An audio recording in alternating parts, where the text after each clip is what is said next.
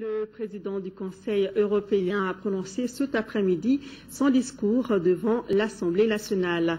Dans son intervention, Herman Van Rompuy a salué les efforts réalisés par les Maliens pour le retour à l'ordre constitutionnel. Il a aussi renouvelé le soutien de l'Union européenne au Mali et fait part de la vision de son institution pour le renouveau du partenariat. Compte rendu de Mamari Koné. Cette visite du président du Conseil européen à l'Assemblée nationale traduit la volonté de l'Union européenne à accompagner le Mali. Dans son discours de bienvenue, le président de l'Assemblée nationale, après une brève présentation de son institution, a salué l'appui de la communauté internationale pour la sortie des crises. Le Mali fait face à la nécessité de construire un État moderne dont l'épine dorsale sera une armée républicaine, une administration assainie et une justice intègre.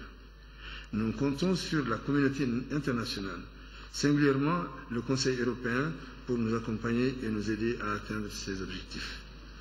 Europe et Afrique pour un renouveau du partenariat, c'est autour de ces thèmes que le président du Conseil européen a articulé son intervention devant les élus de la nation. Occasion pour lui de se réjouir du retour de la paix au Mali. Je me réjouis que votre pays soit déterminé à poursuivre d'importantes réformes politiques et institutionnelles.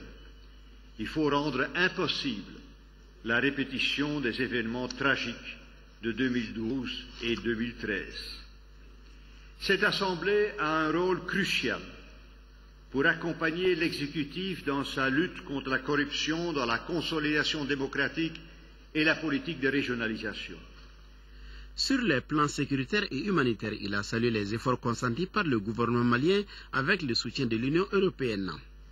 Le suivi de la conférence de Bruxelles du 15 mai 2013 offre à la communauté internationale le meilleur moyen d'appuyer les efforts du gouvernement et d'accompagner cette sortie de crise sous le pilotage de l'administration malienne.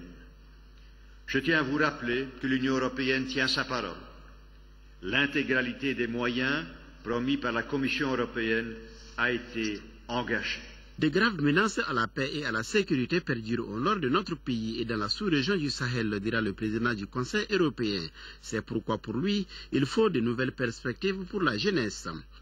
Au vu de ces menaces, il est absolument nécessaire de réaliser de progrès rapides dans le cadre des pourparlers afin de rendre possible un dialogue inclusif avec les communautés du nord du Mali, bien sûr dans le respect des valeurs de la République et de l'intégrité territoriale. Je suis convaincu qu'il n'y a pas d'autre solution durable à la crise malienne qu'une solution malienne. Le président du Conseil européen a aussi salué le courage des États africains qui ont décidé d'intervenir dans les différents foyers de tension. Dans ces théâtres d'opération, dira-t-il, l'Union européenne a été aux côtés de ses alliés africains, plus précisément en RDC, en Somalie, au Tchad, au Sud-Soudan, au Mali et en République centrafricaine. Plus de 2300 hommes et femmes sont déployés en ce moment en Afrique dans des opérations sous le drapeau de l'Union européenne, travaillant pour consolider la paix et la stabilité, toujours en appui aux efforts africains. Plus de 700 hommes et femmes additionnels viendront les rejoindre d'ici peu dans des opérations en cours de préparation et de lancement, portant le nombre total à plus de 3000. Le président du Conseil européen a enfin évoqué la tenue du sommet Afrique-Union européenne les 2 et 3 avril prochains, un sommet qui devra aborder le partenariat entre l'Afrique et l'Union européenne, un partenariat qui s'intensifiera avec une enveloppe de 20 milliards d'euros pendant la période 2014-2020. À noter que le partenariat Union européenne-Afrique vise à transformer l'aide publique en investissement à travers le commerce, l'investissement et l'agriculture.